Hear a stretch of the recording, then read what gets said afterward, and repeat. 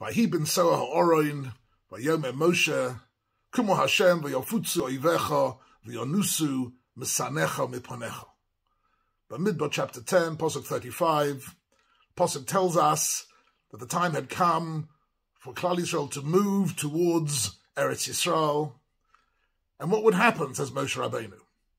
That the power of the Oron Habris, the power of the spiritual dynamics of Klal Yisrael would have the effect, and here I'm following the description of the Sforno, who paints the most extraordinary picture here. He says, the original plan, Plan A, which sadly never transpired, the original plan was that Klal Yisrael would enter the land of Israel, and of course there would be Oivecha and Mesanecha. There would be enemies and people who hated you, as indeed the whole of Jewish history has shown. But Klal Yisrael would be on such a level of spirituality and of focus and of Yirat Hashem and a life of Emunah and Chesed that v'yofutzu oivecha, that your enemies will just scatter. V'yonusu mesanecha, and those who hate you will simply flee. There won't be a need for any war or any battle at all. The Canaanim, the Chittim, the Amolekim, the Plishtim, they will all realize that Klal Yisrael are living spiritually on a different planet, and that there's no way they can oppose them, and they will either join them or they will run away. And this is the beauty and the power of this pasuk. Of course, the pasuk well known to us. In Klal Yisrael, every time we take out a Sefer Torah to read from it, we start off with this pasuk, in some way to show that potentially this Torah and our connection to the Torah has got this energy to it, has this ability to it, that v'yofutzu oivecha v'yonusu mesanecha, if we would be able to focus totally on what the Torah has to offer us, then there would be no need for any of the wars and battles that Jewish history is full of. And this actually paints for us a very, very interesting insight into this pasuk. How did Klal Yisrael reach this level? So if you look at the psukim in chapter 10 tell us that actually this was a year after Yetzias Mitzrayim. And for this whole year, they'd been at Har Sinai. To be precise, they were just 10 days short of a year, because they arrived at Har Sinai by Chodesh HaShlishi on the 1st of Sivan, and they leave on the 20th of Iyar. So they're 10 days short of 1 year, but for a whole year they'd been camped around Har Sinai. And what have they been doing during that time? They've been engaging in the whole spiritual transformation of Am Yisrael, from a nation of slaves into Mamleches Kehanim V'Goy Kodesh. And they had seen the most remarkable things. They'd seen, first of all, the miracles of Yetzias Mitzrayim and Kriyas Yamsuf, and then they had stood at Har Sinai, heard Anochi Hashem Elokecha B'Pi HaGvura, and they'd said Na'aseh V'Nishma.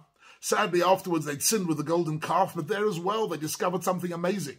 They discovered that HaKadosh Baruch Hu is Hashem Kerachim V'Chanon, and that if you make a mistake, the obvious answer to that is to do tshuva, and HaKadosh Baruch Hu accepts our tshuva completely. So much so that he got a second luchos, luchos abris. Moshe Rabbeinu and Aaron are teaching Torah to the whole of the nation round the clock. And that's happening for a year. And of course, at the same time, what else are they doing? They're building the Mishkan.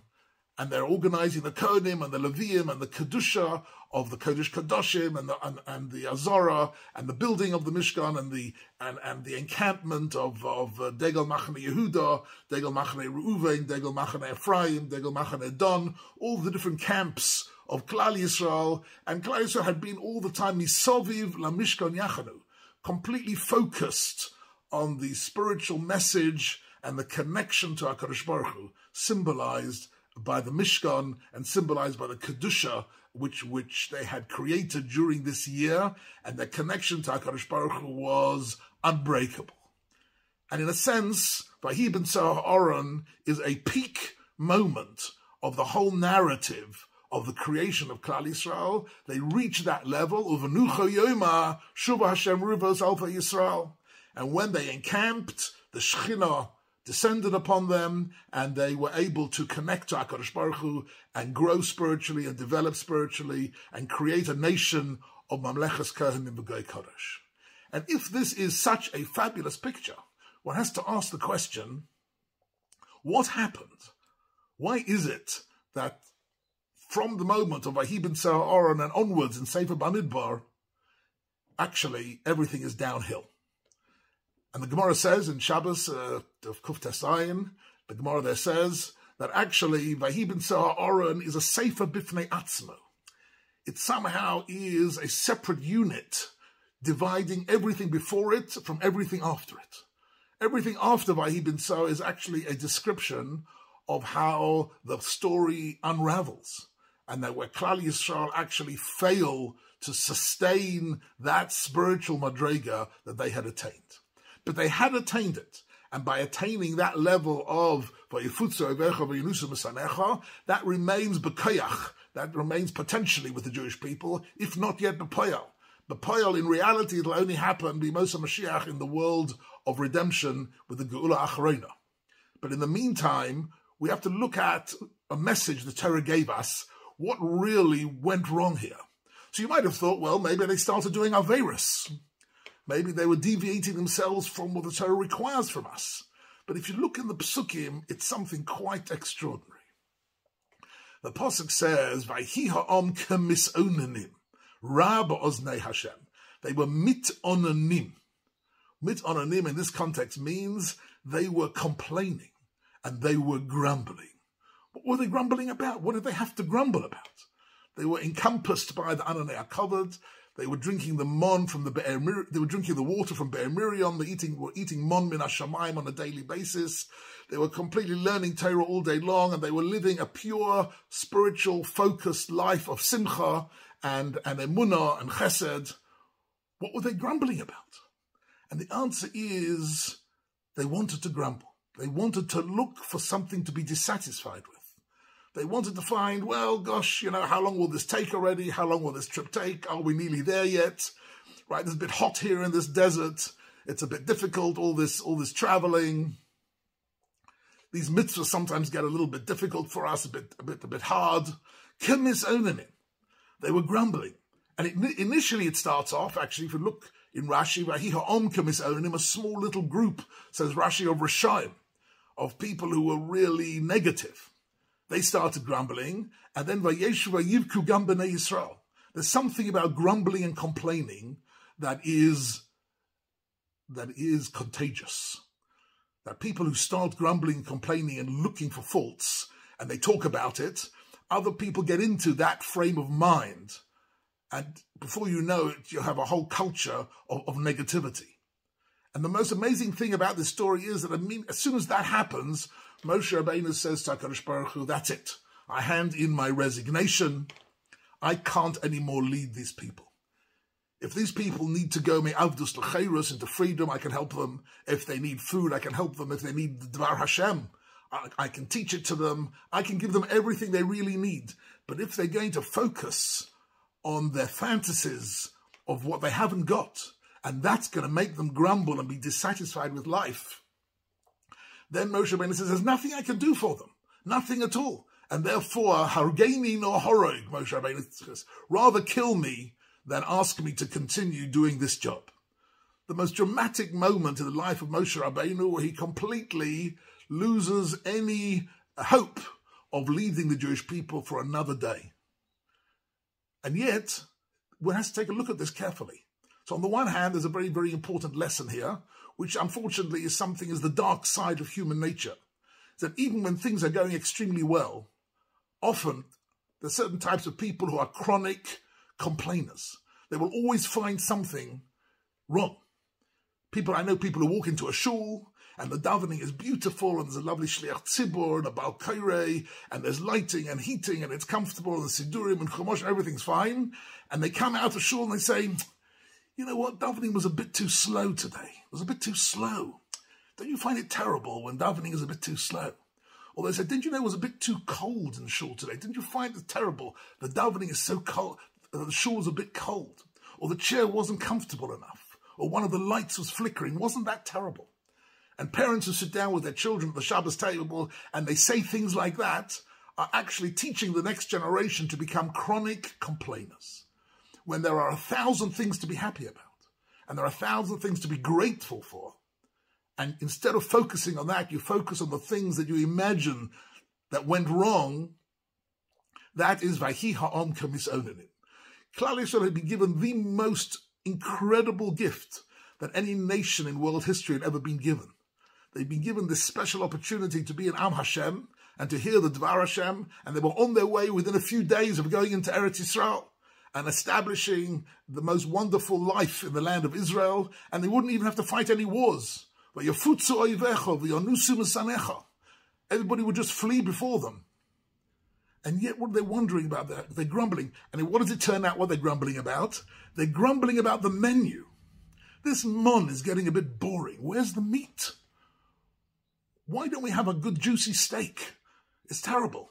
Moshe Rabbeinu says, if that's what their problem is, I can't help them anymore. I can't do anything for them. And this is actually a tremendous limud from this parsha about what Chazal called Eizehu Oshir HaSomeach B'Chelkei. The idea of being Someach B'Chelkei, of looking at life in general to find simcha in life, and not to find fault, and not to find things to complain about.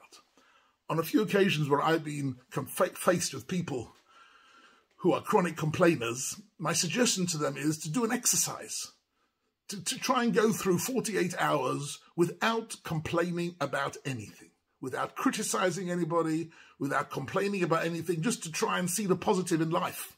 And that exercise itself is life-changing. They suddenly realize how much they're complaining. They don't even realize how much they're complaining. Complaining and grumbling, traditionally called krechzing, right, is unfortunately a human weakness. And it's the dark side of human nature.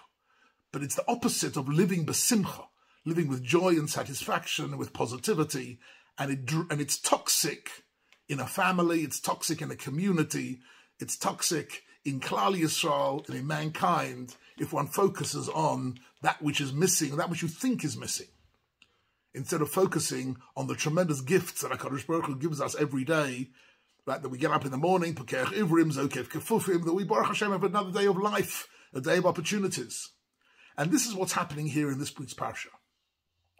On the one hand, the peak moment of Vahi ben Sa'ar and Klal Yisrael have reached the level, the whole year of the training year at Har Sinai, which transformed them into Am HaNetzach, into Am Hashem, and they'd reached the level where they could enter Eretz Yisrael instantly, without any difficulties or any battles at all. And suddenly, what comes out is a toxic and dangerous attitude of negativity, and that eats away at the foundations of Klal Yisrael, and that is really one of the most remarkable instructions of this week's Parsha. I just want to end with an interesting insight from the Meshech Chachma, who says that actually, what happens after this? Like HaKadosh Baruch Hu says to Moshe Rabbeinu, you know what you should do? Esfali ish shivim ish miziknei Yisrael. Create a Sanhedrin, create a big base of Medrash of the 70 greatest Talmidei Chachamim who are learning and teaching Torah, and that will be a solution. Says the Meshech Chachma, says it could be that Klal Yisrael had got a little bit disenchanted by the fact that all the real activities of spiritual attainment was exclusively with the Kohanim and the Leviim. And they felt, so the rest of the Jewish people felt, that they were somehow excluded from any spiritual attainment. So HaKadosh Baruch Hu says to Moshe Rabbeinu, no, put together a Beis HaMedrash. Get the greatest scholars to get together, 70 of them, and start learning, teaching Torah Shebaal Peh, and teach the Jewish people that to become a Talmid Chacham is one of the greatest aspirations in Klal Yisrael. To become knowledgeable, to connect to HaKadosh Baruch Hu through Talmud Torah is, in a sense, is the Keser Torah, the crown of Torah, which is Godol al Kulam, which is greater than any other crown, and that is a meritocracy. That's available to everybody. That's not exclusive to Kohanim and the Leviim. And with that, that was part of the solution of the problem, that if a person feels they need to grumble, they should sit and focus on learning and on developing their mind and thoughts and their heart. And in that sense, we can come closer to HaKadosh Baruch Hu, and halavai, we should see the day of Vayafutzu Oivecha, of Yonusu Mesanecha Miponecha, that Klal Yisrael have reached such a level of internal, spiritual, positive energy that our enemies and those who hate us will somehow just dissolve and disappear and leave us alone and leave us to be able to serve HaKadosh Baruch Hu b'simcha gemura. Amen.